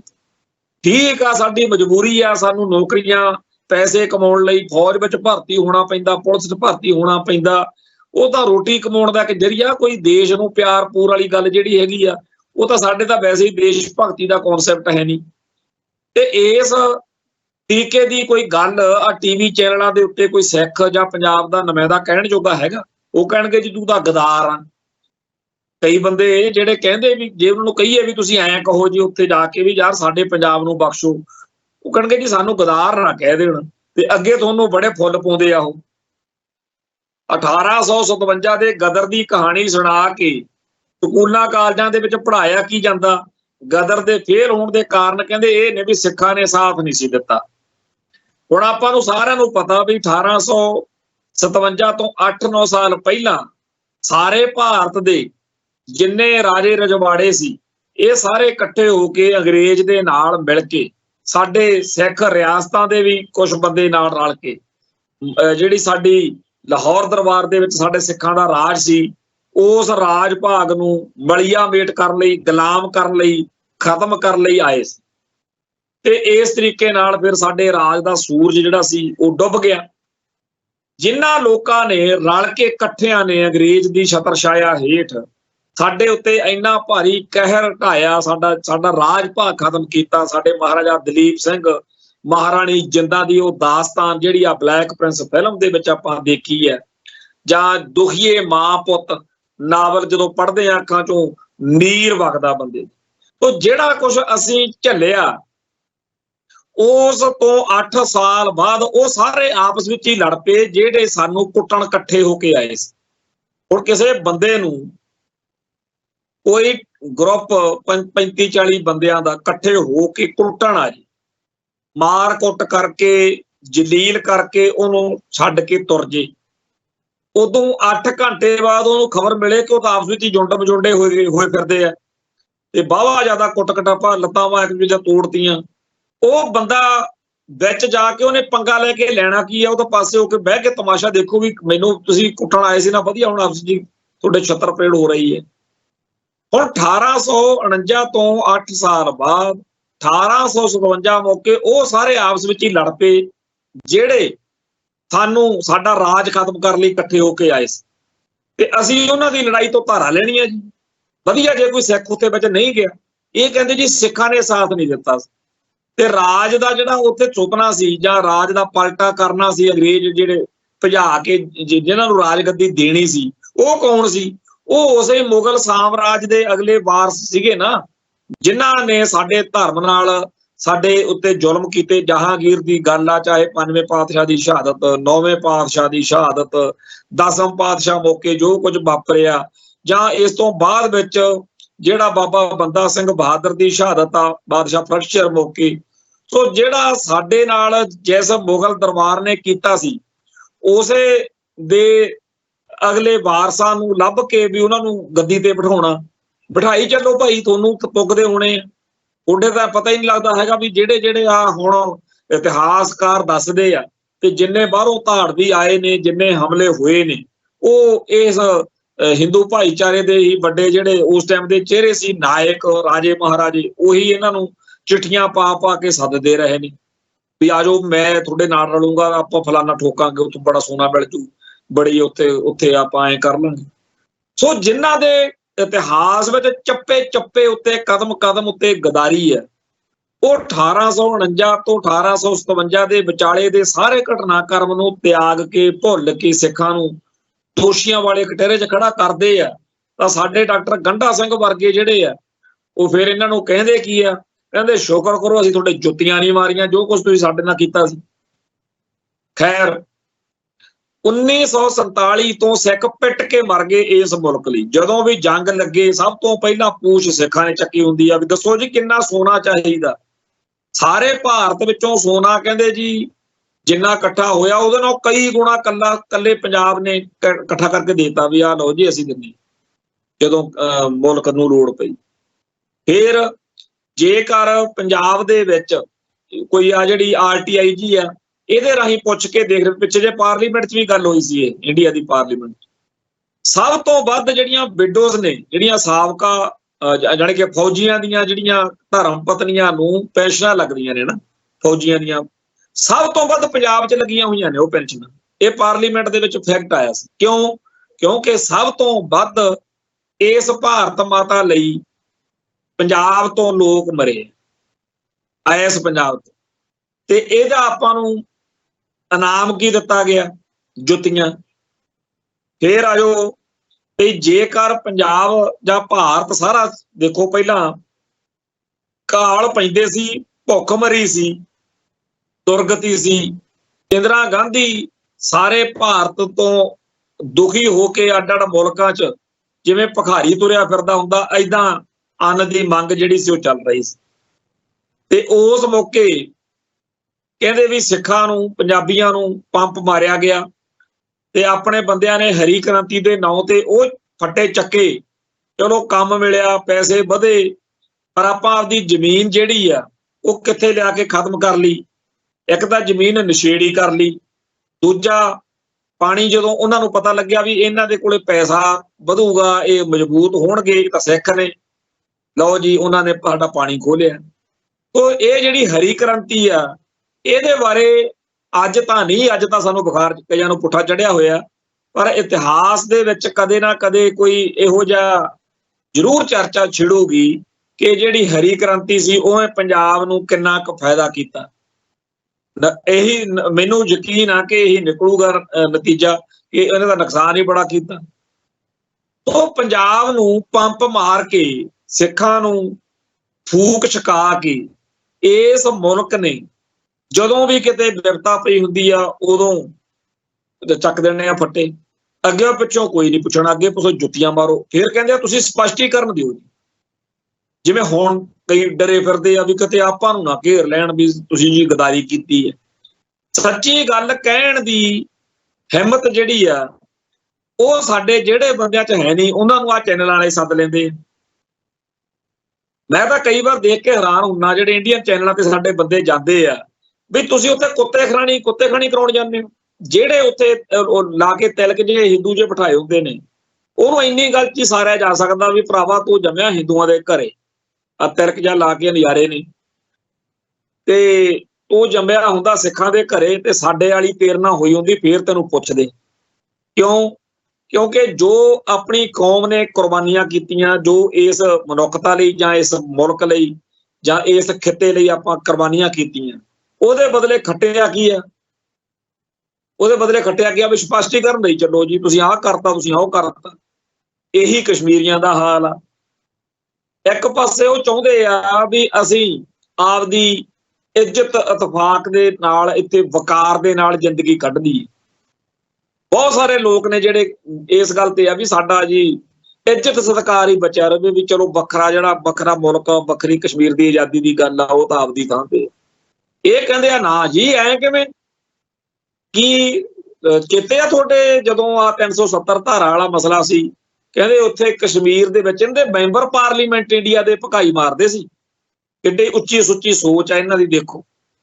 ਕਹਿੰਦੇ ਕਸ਼ਮੀਰ 'ਚ ਪਲਾਟ ਲਵਾਂਗੇ ਤੇ ਗੋਰੀਆਂ ਸੋਹਣੀਆਂ ਕਹਿੰਦੇ ਉੱਥੋਂ ਦੀਆਂ ਜਿਹੜੀਆਂ, ਮਾਫ ਕਰਨਾ ਯਾਨੀ ਕਿ ਸਾਡੇ ਲਈ ਤਾਂ ਇਹ ਜਿਹੇ ਸ਼ਬਦ ਜਿਹੜੇ ਬੜੇ ਭੈੜੇ ਲੱਗਦੇ ਆ ਸਾਡੇ, ਇਹ ਕਹਿੰਦੇ ਜੀ ਉੱਥੇ ਉਹਨਾਂ ਦੀਆਂ ਬੱਚੀਆਂ ਬਾਰੇ, ਧੀਆਂ ਬਾਰੇ, ਕਸ਼ਮੀਰ ਦੀਆਂ ਦੇ ਬਾਰੇ ਇਹਨਾਂ ਨੇ ਗੰਦ ਬਕਿਆ ਸੀ। ਆਹ ਇਹਨਾਂ ਦੀ ਸੋਚ। ਸੋ ਜਿਹੜੇ ਇਸ ਮੁਲਕ ਨੇ ਮਾਹੌਲ ਬਿਰਤਾਂਤ ਸਿਰਜੇ, ਜਿਹੜਾ ਪਿਛਲੇ 40-50 ਸਾਲ ਤੋਂ ਕਸ਼ਮੀਰੀਆਂ ਤੇ ਮੁਸਲਮਾਨਾਂ ਨੂੰ ਚੜਾਇਆ, ਉਹਦੇ ਹਿਸਾਬ ਕਿਤਾਬ ਦੇ ਵਿੱਚ ਆਪਾਂ ਜੇਕਰ ਆਪਣੇ ਬਹੁਤ ਸਾਰੇ ਬੰਦਿਆਂ ਨੂੰ ਮੈਂ ਇੱਥੇ ਸੁਣਦਾ ਹੁੰਦਾ, ਕਹਿਣਗੇ ਜੀ ਮੁਸਲਮਾਨਾਂ ਨੇ ਆਪਣੇ ਨਾਲ ਬੜੀ ਮਾੜੀ ਕੀਤੀ ਸੀ, ਮੁਸਲਮਾਨਾਂ ਨੇ ਆਪਣੇ ਨਾਲ ਬਹੁਤ ਭੈੜੀ ਕੀਤੀ ਸੀ, ਜੇ ਅੱਜ ਹਿੰਦੂ ਉਹਨਾਂ ਨੂੰ ਠੋਕਦੇ ਆ ਤਾਂ ਆਪਾਂ ਵਿਚਾਲੇ ਨਾ ਆਈਏ, ਆਪਾਂ ਕੀ ਲੈਣਾ? ਮੁਸਲਮਾਨ ਜਾਣਨ, ਸਿੱਖ ਜਾਣਨ, ਆਪਾਂ ਉੱਡਦਾ ਤੀਰ ਕਾਹਤੋਂ ਫੜਨਾ? ਠੀਕ ਆ ਭਾਈ ਗੱਲ ਤੁਹਾਡੀ, ਪਰ ਆਪਾਂ ਹੁਣ ਇਉਂ ਕਾਹਤੋਂ ਨਹੀਂ ਕਹਿ ਸਕਦੇ ਕਿ ਜੀ ਪਾਕਿਸਤਾਨ ਜਾਣੇ, ਹਿੰਦੁਸਤਾਨ ਜਾਣੇ, ਅਸੀਂ ਹੈਗੇ ਆ ਖਾਲਿਸਤਾਨੀ, ਸਾਡੀ ਧਰਤੀ ਹੈਗੀ ਆ ਖਾਲਿਸਤਾਨ, ਸਾਡਾ ਇਸ ਰੌਲੇ 'ਚ ਕੋਈ ਲਾਕਾ ਦੇਖਾ ਨਹੀਂ, ਅਸੀਂ ਆਪਦੇ ਹਿਸਾਬ ਨਾਲ ਦੇਖਣਾ, ਅਸੀਂ ਆਪਦੇ ਹਿੱਤਾਂ ਦੀ ਰਾਖੀ ਕਰਨੀ। ਇਹ ਗੱਲ ਕਹਿਣ ਲੱਗਿਆ ਫਿਰ ਮੌਤ ਪੈਂਦੀ ਆ ਆਪਣੇ ਬੰਦਿਆਂ ਨੂੰ, ਕਹਿੰਦੇ ਜੀ ਨਹੀਂ ਇਹ ਤਾਂ ਫਿਰ ਜ਼ਿਆਦਾ ਵੱਡੀ ਗੱਲ ਆ, ਜ਼ਿਆਦਾ ਤੱਤੀ ਗੱਲ। ਸੋ ਅੱਜ ਦੇ ਇਸ ਮਾਹੌਲ ਦੇ ਵਿੱਚ ਆਪਦੇ ਹਿੱਤਾਂ ਦੀ ਗੱਲ, ਆਪਦੇ ਹੱਕਾਂ ਦੀ ਗੱਲ ਕਰਨ ਤੋਂ ਲੋਕ ਜਿਹੜੇ ਦੜ ਵੱਟਦੇ ਫਿਰਦੇ ਆ, ਪਰ ਸਾਨੂੰ ਸਾਰਿਆਂ ਨੂੰ ਇਸ ਗੱਲ ਤੇ ਆਉਣਾ ਪੈਣਾ ਕਿ ਜੀ ਬੈਟਲਫੀਲਡ ਪੰਜਾਬ ਨਾ ਬਣਾਓ, ਜੋ ਜਿੱਥੇ ਮਰਜ਼ੀ ਲੜੋ ਜੀ। ਆ ਗੁਜਰਾਤ ਵਾਲੇ ਪਾਸੇ ਬਥੇਰਾ ਕਹਿੰਦੇ ਟਿੱਬੇ ਟੋਏ ਨੇ, ਹਾਲਾਂਕਿ ਸਾਡਾ ਹੀ ਭਾਈਚਾਰਾ ਉੱਥੇ ਵੱਸਦਾ, ਪਰ ਜੇ ਲੜਨਾ ਹੀ ਆ ਤੁਸੀਂ ਉੱਥੇ ਲੜ ਲਓ, ਚਾਰ ਲਾ ਲਓ ਆਪਦਾ ਜਿਹੜਾ ਲਾਉਣਾ, ਜਿਹੜੇ ਬੰਬ ਚਲਾਉਣੇ ਆ ਉੱਥੇ ਚਲਾ ਲਓ। ਕਿਉਂ ਇਹ ਗੱਲਾਂ ਕਹਿ ਰਹੇ ਆ? ਇਹ ਨਹੀਂ ਕਿ ਸਾਨੂੰ ਜਿਹੜਾ ਹੈਗਾ ਕੋਈ ਭਾਰਤ ਨਾਲ ਬੜੀ ਬੜੀ ਨਫ਼ਰਤ ਆ। ਇਸੇ ਭਾਰਤ ਦੀ ਧਰਤੀ ਉੱਤੇ ਸਾਡਾ ਹਜ਼ੂਰ ਸਾਹਿਬ ਆ, ਇਸੇ ਭਾਰਤ ਦੀ ਧਰਤੀ ਉੱਤੇ ਸਾਡਾ ਪਟਨਾ ਸਾਹਿਬ ਆ, ਦੋ ਤਖਤ ਸਾਡੇ। ਫਿਰ ਦਿੱਲੀ ਦੇ ਵਿੱਚ ਬੜੇ ਗੁਰਧਾਮ ਨੇ, ਗਵਾਲੀਅਰ ਦੇ ਵਿੱਚ, ਆਗਰੇ ਦੇ ਵਿੱਚ, ਕਿੱਥੇ ਨਹੀਂ ਹੈਗੇ, ਸਾਰੇ ਭਾਰਤ ਵਿੱਚ ਸਾਡੇ ਗੁਰਧਾਮ ਨੇ। ਪਰ ਸਾਡੇ ਗੁਰਧਾਮ ਨਨਕਾਣਾ ਸਾਹਿਬ ਸਮੇਤ ਬੇਅੰਤ ਗੁਰਧਾਮ ਪਾਕਿਸਤਾਨ 'ਚ ਵੀ। ਕਿਉਂ ਅਸੀਂ ਕਿਸੇ ਖਾਸ ਮੁਲਕ ਦੇ ਪਿੱਠੂ ਬਣੀਏ? ਅਸੀਂ ਤਾਂ 1947 ਮੌਕੇ ਇਸ ਮੁਲਕ ਨਾਲ ਆਪਦੀ ਕਿਸਮਤ ਜੋੜ ਲਈ ਸੀ। ਇਹਨੇ ਜੁੱਤੀਆਂ ਮਾਰ ਕੇ ਸਾਨੂੰ ਜਚਾਇਆ ਵੀ ਤੁਸੀਂ ਇਸ ਮੁਲਕ ਦੇ ਵਿੱਚ ਜੇ ਰਹਿ ਸਕਦੇ ਹੋ ਤਾਂ ਦੂਜੇ ਤੀਜੇ ਦਰਜੇ ਦੇ ਸ਼ਹਿਰੀ ਬਣ ਕੇ ਰਹਿ ਲਓ, ਨਹੀਂ ਤਾਂ ਤੁਹਾਡੇ ਨਾਲ ਇਹ ਹੋ। ਤੇ ਜਦੋਂ ਲੜਾਈ ਹੋ ਪੈਂਦੀ ਆ ਉਦੋਂ ਸਾਰਾ ਭਾਰਤ ਜਿਹੜਾ ਹੈਗਾ, ਇੱਕ ਪਿੱਛੇ ਜੇ ਆਇਆ ਸੀ ਬਈ ਧੋਤੀ ਪ੍ਰਸ਼ਾਦ ਕੇ ਜੋਂਗੇ ਕੀ ਅਸਵਾਰੀ, ਪਤਾ ਨਹੀਂ 2 ਟਕੇ, ਉਹ ਕੋਈ ਜੋਂਗਾ ਜਾਂ ਸੀ ਇੱਥੇ ਕੋਈ ਵੱਡੇ ਅਫਸਰ ਦਾ, ਉਹ ਲੈ ਗਏ ਲਾਹੌਰ ਵਾਲੇ ਜੰਗ ਮੌਕੇ ਫੜ ਕੇ, ਉੱਥੇ ਲੋਕਾਂ ਨੂੰ ਉਹ 'ਚ ਝੂਟੇ ਦਵਾਇਆ ਕਰਨ ਵੀ ਆ ਲੈ ਉਹਦਾ ਤਾਂ ਜੋਗਾ ਧੋਤੀ ਪ੍ਰਸ਼ਾਦ ਕਹਿੰਦੇ ਸੀ ਉਹਨੂੰ, ਜਿਹੜਾ ਅਫਸਰ ਸੀਗਾ। ਇੱਕ ਅਫਸਰ ਦੇ ਬਾਰੇ ਇਹ ਵੀ ਮਸ਼ਹੂਰ ਆ ਵੀ ਜਦੋਂ ਜੰਗ ਲੱਗੀ ਉਹ ਕਹਿੰਦੇ ਜਿਹੜਾ ਸਾਬਣ ਆ ਘੋਲ ਕੇ ਪੀ ਗਿਆ ਵੀ ਮੇਰਾ ਤਾਂ ਪੇਟ ਖਰਾਬ ਆ ਜੀ। ਤੇ ਇਹੋ ਜਿਹੇ ਮਾਹੌਲ ਦੇ ਵਿੱਚ ਆਪਣੇ ਅੰਦਰ ਜਿਹੜੀ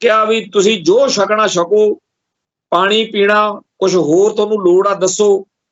ਇੱਕ ਪਾਸੇ ਤਾਂ ਇਸ ਤਰੀਕੇ ਦੀ ਗੱਲ ਚੱਲ ਰਹੀ ਆ ਕਿ ਲੰਗਰ ਲਾ ਦਿਓ ਜੀ, ਇਹਨਾਂ ਦੀ ਪੀੜਤਾਂ ਦੀ ਕਿਸੇ ਵੀ ਤਰੀਕੇ ਨਾਲ ਆਪਾਂ ਮਦਦ ਕਰਨੀ ਹੈ।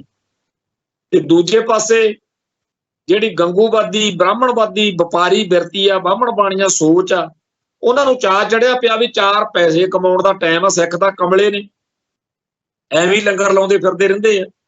ਤੇ ਹੋ ਕੁਝ ਜੇ ਨਹੀਂ ਸਰਿਆ ਤਾਂ ਆਹ ਰੌਲਾ ਪਿਆ ਹੈ ਪੂਰਾ ਬਈ ਜਿਹੜੀਆਂ ਉਥੋਂ ਫਲਾਈਟਸ ਆਉਣੀਆਂ ਸੀ ਸ੍ਰੀਨਗਰ ਤੋਂ, ਅੱਡ-ਅੱਡ ਮੁਲਕ ਦੇ, ਭਾਰਤ ਦੇ ਵਿੱਚੋਂ ਜਿਹੜੇ ਸੈਲਾਨੀ ਆਏ ਹੋਏ ਸੀ, ਉਹਨਾਂ ਨੂੰ ਹਰੇਕ ਨੂੰ ਫਿਕਰ ਆ ਹੁਣ ਵੀ ਚੱਲੀਏ ਵਾਪਸ, ਇੱਥੇ ਮਾਹੌਲ ਖਰਾਬ ਹੋ ਗਿਆ, ਹੁੰਦਾ ਹੀ ਆਮ ਬੰਦੇ ਨੂੰ। ਉਹਨਾਂ ਤੋਂ ਤਿੱਗਣੇ ਰੇਟ ਜਿਹੜੇ ਨੇ ਉਹ ਟਿਕਟਾਂ ਦੇ ਲੈ ਜਾ ਰਹੇ ਨੇ। ਗਰੀਬ ਲੋਕ ਉੱਥੇ ਕਲਪਦੇ ਫਿਰਦੇ ਆ ਵੀ ਅਸੀਂ ਤਾਂ ਜੀ ਉਹਨਾਂ ਕੁ ਬਜਟ ਬਣਾਇਆ ਹੁੰਦਾ, ਪਤਾ ਹੀ ਆ ਵੀ ਕਿੰਨੇ ਕੁ ਬੰਦਿਆਂ ਦੇ ਘਰਾਂ ਚ ਹੁੰਦੇ। ਜਿਹੜੇ ਲੋਕ ਘੁੰਮਣ ਫਿਰਨ ਗਏ ਉਹ ਕੋਈ ਅਰਬਾਂ ਖਰਬਾਂ ਪੱਤੀ ਥੋੜੀ ਹੋਣੇ ਆ। ਬਹੁਤੇ ਲੋਕ ਤਾਂ ਵਿਚਾਰੇ ਹਿਮਾਤੜ 4-4 ਪੈਸੇ ਜੋੜ ਕੇ, ਅਗਲਾ ਕਹਿੰਦਾ ਚੱਲਾਂਗੇ ਯਾਰ ਪਰਿਵਾਰ ਨੂੰ ਲੈ ਕੇ ਘੁੰਮ ਕੇ ਆਵਾਂਗੇ, ਥੋੜਾ ਜਿਹਾ ਆਊਟਿੰਗ ਹੋ ਜੂਗੀ। ਸੋ ਜਿਹੜਾ ਇਸ ਮੁਲਕ ਦੇ ਵਿੱਚ ਕਾਬਜ ਜਮਾਤ ਆ, ਉਹ ਇੱਕ ਵਪਾਰੀ ਜਮਾਤ ਆ ਜਿਹੜੀ ਜੰਗ ਦੇ ਵਿੱਚੋਂ ਬਿਪਤਾ ਦੇ ਮੌਕੇ ਵੀ 4 ਨੋਟ ਕਮਾਉਣ ਨੂੰ, ਜਿਹਨੂੰ ਕੋਈ ਮਤਲਬ ਨਹੀਂ ਕਿ ਕਿਸੇ ਨਾਲ ਕੀ ਵਾਪਰੂ, ਤੇ ਆਪਣੇ ਭਾਈਚਾਰੇ ਨੂੰ ਐਵੇਂ ਤਾਪ ਚੜਿਆ ਰਹਿੰਦਾ ਹੈਗਾ ਕਿ ਜੀ ਆਪਾਂ ਉਹ ਕਰਨਾ। ਸੋ ਮੈਂ ਇਹ ਗੱਲ ਦੇ ਉੱਤੇ ਬੜਾ ਸਪਸ਼ਟ ਹਾਂ ਜੀ ਵੀ ਕਸ਼ਮੀਰ ਦਾ ਕੁਝ ਬਣੇ ਜਾਂ ਨਾ ਬਣੇ, ਪੰਜਾਬ ਦੇ ਉਜਾੜੇ ਲਈ ਉਹਨਾਂ ਨੇ ਪੂਰੇ ਪੱਤੇ ਜਿਹੜੇ ਆ ਉਸ ਹਿਸਾਬ ਨਾਲ ਸੁੱਟਦੇ ਆ। ਪੰਜਾਬ ਨੂੰ ਬੰਜਰ ਬਣਾਉਣ ਦੇ ਲਈ, ਪੰਜਾਬ ਨੂੰ ਆਰਥਿਕ ਪੱਖੋਂ ਘਸਿਆਰਾ ਬਣਾਉਣ ਦੇ ਲਈ ਜਿਹੜੀ ਗੱਲ 1982, 83, 84 ਚ ਬਾਬਾ ਜਰਨੈਲ ਸਿੰਘ ਕਹਿੰਦੇ ਹੁੰਦੇ ਸੀ, ਉਹੀ ਗੱਲ ਲਗਾਤਾਰ ਚੱਲ ਰਹੀ। ਤੇ ਇਸ ਗੱਲ ਦੇ ਵਿੱਚ ਹੁਣ ਕਿਸੇ ਬਿਰਲੇ ਨੂੰ ਹੀ ਵਹਿਮ ਹੋ ਸਕਦਾ, ਪਰ ਹਰ ਇੱਕ ਨੂੰ ਇਸ ਗੱਲ ਦੀ ਸਮਝ ਹੈ। ਡਰਦੇ ਸਾਡੇ ਬੰਦੇ ਬੋਲਦੇ ਨਹੀਂ ਹੈਗੇ, ਕਿਉਂਕਿ ਗੋਦੀ ਮੀਡੀਆ ਦਾ ਡਰ ਬੜਾ, ਬਹੁਤ ਬੁਰੀ ਕਰਦੇ ਆ ਜੀ ਉਹ। ਤੇ ਉੱਥੇ ਉਹੋ ਜਿਹੇ ਨੂੰ ਸੱਦਦੇ ਵੀ ਹੈ ਨਹੀਂ ਜਿਹਨੂੰ ਗੱਲ ਦੀ ਸਮਝ ਆ। ਜਿਹੜਾ ਧੜੱਲੇ ਨਾਲ ਗੱਲ ਕਹਿਣ ਜੋਗਾ ਉਹਨੂੰ ਤਾਂ ਸੱਦਦੇ ਨਹੀਂ, ਸੱਦਦੇ ਵਿਚਾਰੇ ਉਹੋ ਜਿਹਾ ਨੂੰ ਆ ਜਿਹੜੇ ਚੀਂਜੇ ਕਰੀ ਜਾਣ ਉੱਥੇ ਬਹਿ ਕੇ। ਸੋ ਜਿਹੜਾ ਅੱਜ ਦਾ ਇੰਡੀਆ, ਉਹਦਾ ਨਿਸ਼ਾਨਾ ਕੀ ਆ ਕਿ ਹਿੰਦੂ ਇੰਡੀਆ, ਹਿੰਦੂ ਕੱਟੜਵਾਦ ਨੂੰ ਸਿਖਰ ਤੇ ਲਿਜਾਉਣਾ, ਸਾਰੇ ਭਾਰਤ ਦੇ ਲੋਕਾਂ ਨੂੰ ਭਾਗਵੇਂ ਰੰਗ ਚ ਰੰਗਣਾ, ਸਾਰੀਆਂ ਜਿਹੜੀਆਂ ਇੱਥੇ ਬੋਲੀਆਂ, ਧਰਮ, ਸਿਵਲਾਈਜੇਸ਼ਨ ਨੇ, ਸੱਭਿਆਚਾਰ ਨੇ, ਸਭ ਖਤਮ ਕਰਨੇ ਆ। ਹਿੰਦੁਸਤਾਨ ਮੇਂ ਰਹਿਣਾ ਹੈ ਤੋ ਜੈ ਸ਼੍ਰੀ ਰਾਮ ਹੀ ਕਹਿਣਾ ਹੈ, ਇਹੋ ਜਿਹੀ ਇੱਥੇ ਬਾਤ ਆ।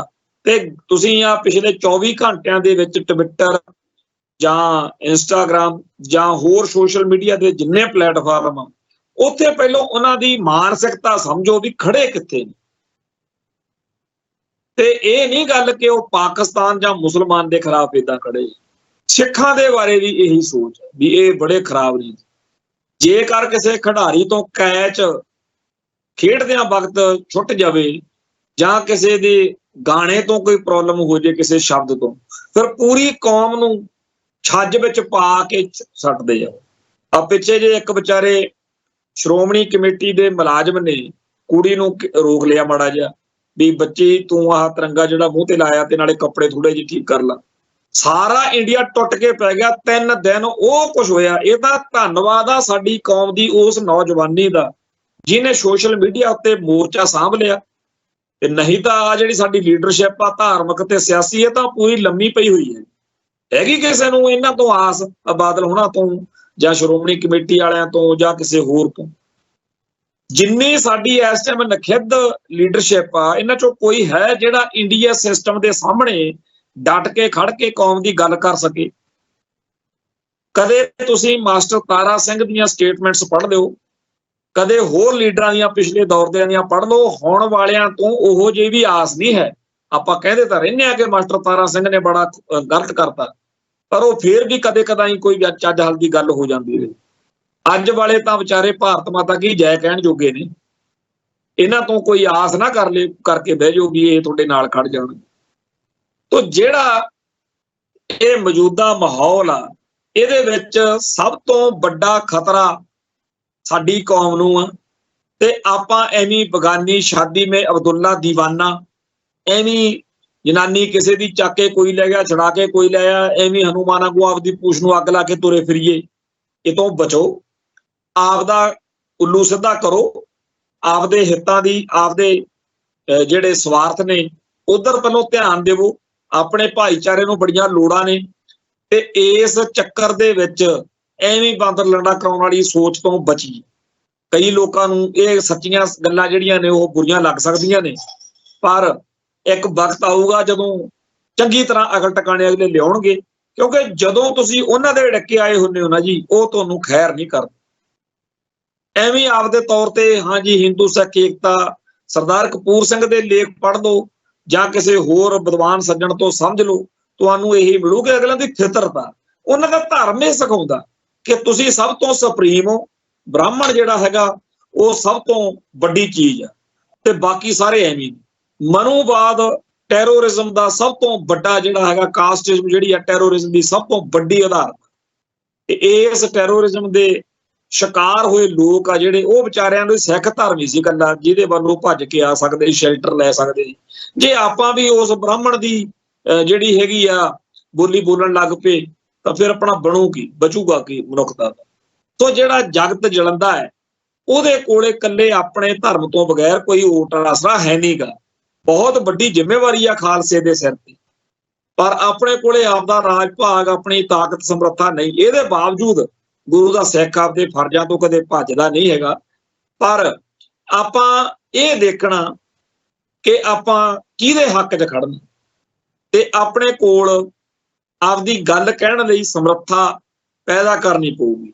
ਇਸ ਮੌਕੇ ਭਾਰਤੀ ਖਿੱਤੇ ਵਿੱਚ ਵਸਦੇ ਸਾਡੇ ਜਿਹੜੇ ਆਗੂ ਸੱਜਣ ਨੇ, ਉਹਨਾਂ ਦੀ ਬਜਾਏ ਸਾਨੂੰ ਵਿਦੇਸ਼ਾਂ ਦੇ ਵਿੱਚ ਸਾਡੇ ਬਹੁਤ ਸਾਰੇ ਆਗੂ ਸੱਜਣ ਜਿਹੜੇ ਨੇ ਉਹ ਕਈ ਵਾਰ ਵਧੀਆ ਸਹੀ ਸੱਚੀ ਅਗਵਾਈ ਦੇ ਸਕਦੇ ਆ। ਉਦੋਂ ਮੈਂ ਸੋਚਦਾ ਹੁੰਦਾ ਕਿ ਅਸੀਂ ਇੱਥੇ ਜਿਸ ਤਰ੍ਹਾਂ ਦੇ ਦਬਾਅ 'ਚ, ਜਿਸ ਤਰ੍ਹਾਂ ਦੇ ਮਾਹੌਲ 'ਚ ਰਹਿ ਰਹੇ ਹਾਂ, ਇਹ ਗੱਲ ਸੱਚੀ ਆ ਕਿ ਇੱਥੋਂ ਦੇ ਮਾਹੌਲ ਕਰਕੇ ਸਾਡੀਆਂ ਕਈ ਵਾਰੀ ਪੋਜੀਸ਼ਨਾਂ, ਪਰ ਇੰਨੀ ਵੀ ਲਿੱਦ ਜੀ ਨਹੀਂ ਕਰਨੀ ਚਾਹੀਦੀ ਵੀ ਬਿਲਕੁਲ ਹੀ ਤੁਸੀਂ ਆਪਦੇ ਇਤਿਹਾਸ ਵਿੱਚ ਕਲੰਕ ਜਿਹਾ ਲਵਾ ਕੇ ਬਹਿ ਜਾਓ।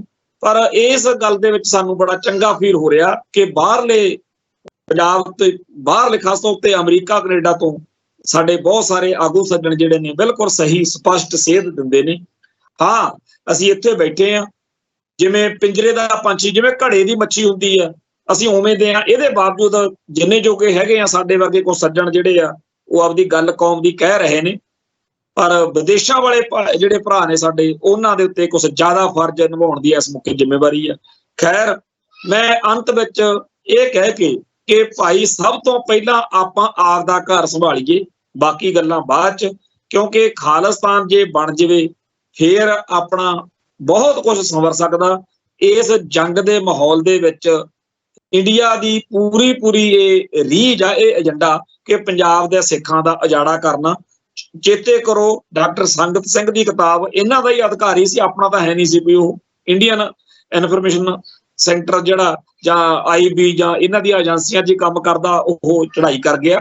ਉਹਦੀ ਕਿਤਾਬ 'ਚ ਲਿਖਿਆ ਹੋਇਆ ਨਾ ਕਿ ਆਪਰੇਸ਼ਨ ਸ਼ਾਂਤੀ 1984 'ਚ ਮਿਥਿਆ ਹੋਇਆ ਸੀਗਾ ਕਿ ਜਦੋਂ ਬਾਬੇ ਨਾਨਕ ਦਾ ਪਹਿਲੀ ਪਾਤਸ਼ਾਹੀ ਦਾ ਪ੍ਰਕਾਸ਼ ਪੁਰਬ ਹੋਵੇ ਉਦੋਂ ਕੋ ਰੌਲਾ ਜਿਹਾ ਪਾ ਦਿਓ ਕਿ ਜੀ ਪਾਕਿਸਤਾਨ ਨੇ ਹਮਲਾ ਕਰਤਾ, ਸਿੱਖ ਨਾਲ ਰਲ ਗਏ, ਤੇ ਉਹਦੇ ਹਮਲੇ ਦੇ ਜਵਾਬ ਵਿੱਚ ਅੰਮ੍ਰਿਤਸਰ ਬਿਆਸ ਤੱਕ ਦਾ ਸਾਰਾ ਇਲਾਕਾ ਜਿਹੜਾ ਬੰਬਾਂ ਤੋਪਾਂ ਨਾਲ ਫਿਰਾਹ ਕਰ ਦਿਆਂਗੇ।